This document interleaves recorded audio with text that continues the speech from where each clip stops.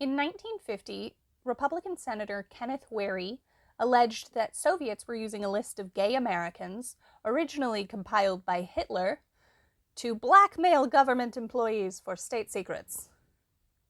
He offered no proof. In March of 1950, the Blick revelation that Washington, D.C. housed 5,000 gay people and 3/4 of them worked in the federal government renewed public interest in the Lavendar scare. The Blick revelation was part of an investigation by Republican Senator Wherry into gay members in the federal government. Senator Wherry claimed that Russians had a secret list of all the gay people worldwide, which was acquired from Hitler. Using the list, they could blackmail gay employees of the federal government. He further claimed that these Soviet spies were enticing unsuspecting straight women into a life of lesbianism. Wherry's unsubstantiated claims represented phase 2 of the Lavendar scare. Where McCarthy had focused almost exclusively on the State Department, the next phase investigated the entire federal government. It also had more bipartisan support, with record numbers of Democrats joining committees designed to root out gay people in their ranks. In a sense, the Lavendar scare was always going to expand. From the outset, the Purifoy revelation created fear about where these dismissed gay employees had gone. To other federal agencies? The 1950 Senate hearings began as a byproduct of the Cold War and the Red Scare. Republicans, looking for a reason to attack a federal government long under Democratic control, used the Purifoy revelation to attack the Truman administration. In June of 1950, the Senate authorized the formation of a subcommittee under Senator Clyde Hoey to investigate, quote, the employment of homosexuals and other sex perverts in government, end quote. The Hoey Committee concluded that the military's anti-gay policies should be used as a model for the rest of the federal government. Senator Smith of the Hoey Committee asked testifying psychologist Dr. Leonard Scheel, quote, there's no quick test like an X-ray that discloses these things? End quote. Senator Clyde Hoey, elected in 1898 on a white supremacist platform, didn't want the job of investigating homosexuals and the government because he feared it would become a witch hunt, which would end up discrediting him and the Senate. Hoey was extremely old-fashioned. He wasn't comfortable discussing homosexuality because of his views on its immorality. He tried to prevent Margaret Chase Smith, the only female member of the committee, from attending hearings because he didn't want to talk about such immoral things in front of a lady. In a private conversation to another committee member, Hoey explained that he wanted to question witnesses further, but a lady was there, so he couldn't ask questions. One question he'd wanted to ask a doctor who was testifying was how the heck lesbianism worked. Apparently, the first time he'd heard of gay women was while this doctor was testifying. The man, charged with rooting out and charging gay people in the government, had no idea how homosexuality worked. Hoey's lack of comfort and familiarity meant that his second-in-command, Francis Flanagan, pretty much ran the show. Francis Flanagan was poised to be McCarthy's second-in-command, but Flanagan was a Democrat, and McCarthy was pressured to choose a Republican, which is how Roy Cohn became McCarthy's second. The Hoey Committee used testimony from military higher-ups to show that gay people were a problem, without ever specifying what these military officers had actually testified. The final Hoey report left out much of the testimony by medical experts and almost all other testimony that indicated that gay people were not security risks. In 1951, USA Confidential reporters Latt and Mortimer claimed that the infiltration of the federal government showcased a general breakdown in morals. The civil service, they claimed, had erased gender distinction, social selectivity, the color line, and the importance of citizenship. Latt and Mortimer further claimed that women working outside the home was shifting the gender dynamic and turning otherwise nice straight girls into prey for predatory lesbians. This article turned into the book Washington Confidential. It was a New York Times bestseller. In 1953, under pressure from the Hoey Committee, the Navy issued a memorandum that all gay people were to be immediately dismissed as security risks. In April of that year, President Dwight D. Eisenhower signed into law Executive Order 10450, which explicitly banned, quote, sexual perverts, end quote, from government employment.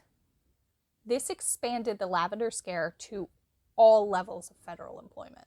As civilian homosexuality became criminalized, the gay nightlife, which had flourished during the war, started to die out. But this restriction of gay outlets led to pent-up anger that began to burst through as civil disobedience.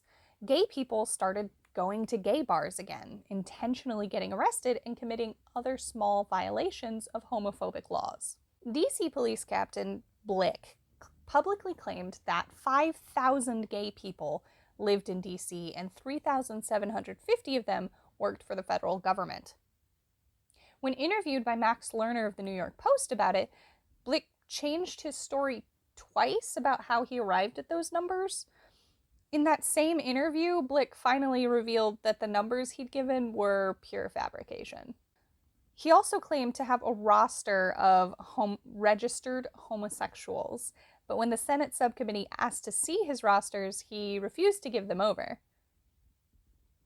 Mostly because the roster didn't exist. Blick had been making it up. It was suggested at the time that the push to get civil servants out of politics was a deflection by those in power. Since the New Deal, politicians had been forced to tuck their tails and ask for help from experts in other fields, like economics and business. Politicians were elected and felt that they represented small-town America.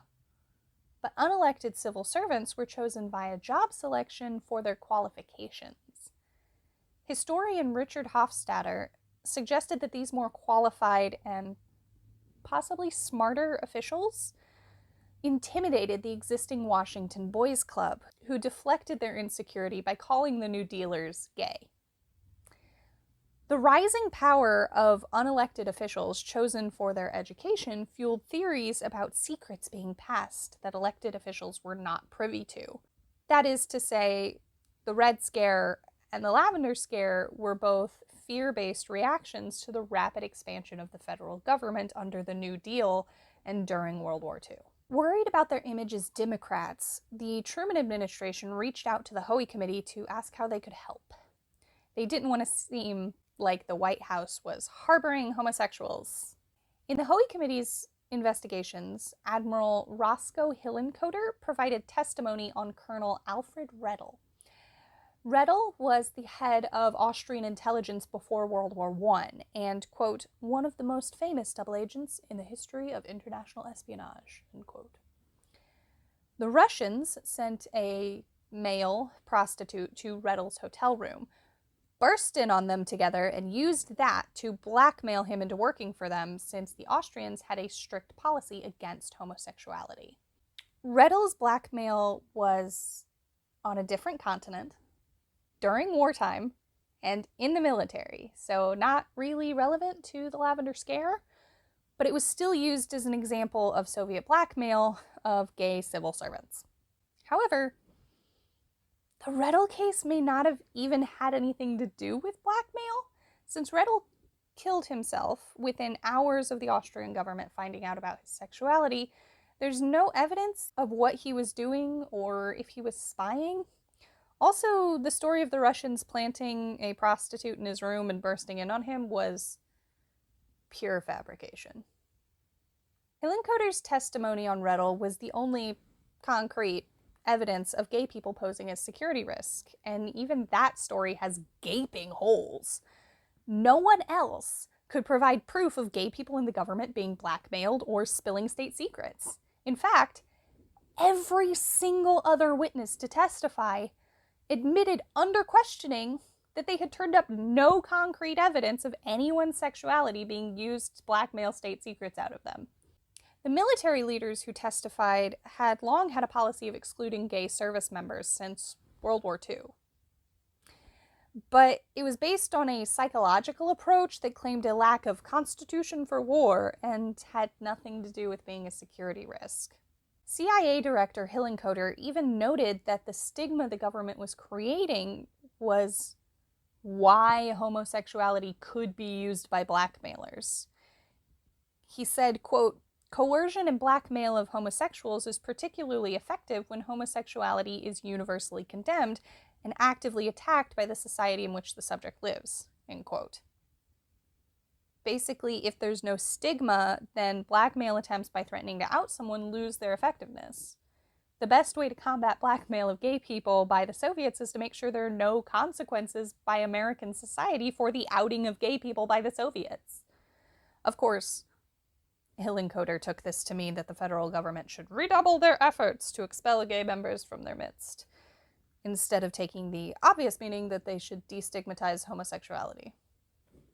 Hillenkoetter even admitted that the government sometimes used gay people as spies, especially when they had been approached by enemy agents, which the government could use to make it look like the spies had actually taken the enemy's offer.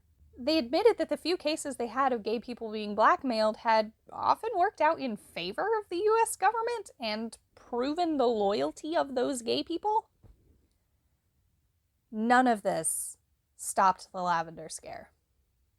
By the time the Hoey Committee got around to hearing from medical experts, most of the committee had already made up their minds about sexuality and loyalty, so very few bothered to attend. Most medical experts, interestingly, testified that gender and sexuality were fluid. They pointed out that physiologically, no one is 100% male or 100% female anyway. One psychiatrist pointed out that the negative view of homosexuality painted by some of the physicians, quote, "Only sick people go to a doctor," end quote. Therefore, even the medical testimony isn't necessarily indicative of the population at large. The committee was confused by the conflicting testimony of psychology experts and security experts. The psychology experts pointed out that there was no diagnostic tool for sexuality, and the committee was frightened by their inability to identify security risks. Hoey's committee's second-in-command, Francis Flanagan, claimed that, quote, "The medical experts knew less than anyone else," end quote. Mostly because framing homosexuality as a medical issue was uncomfortable and made punishing gay people for being gay feel wrong. Despite a complete lack of evidence, the Hoey Committee's final report said that gay individuals in government posed a security risk. The Hoey report was used as the basis and justification for the exclusion of gay people from government work for years to come. The Hoey Committee's final report, "Employment of Homosexuals and Other Sex Perverts in Government," said that gay people, once hired in the federal government, will try to get other gay people hired or try to turn their straight coworkers gay. The Hoey report stated, quote, "One homosexual can pollute a government office," end quote. In 1957, a Navy investigative report found that the Hoey report was flawed, was only looking at incidental data, and clearly steeped in confirmation bias. The Crittenden report, as the Navy investigation was called, was buried by the Pentagon and only publicized when it was discovered by attorneys in 1976. Although numerous investigative reports by all branches of the military and intelligence community found that the Hoey report was flawed and that there was no evidence of Soviets targeting gay Americans for blackmail and espionage, the Hoey report continued to be touted by those who wanted to use it to expel gay people from the federal government. The Hoey Committee investigation moved the Lavendar scare into nonpartisan territory. The publicity of the scandal drew support from both sides of the aisle.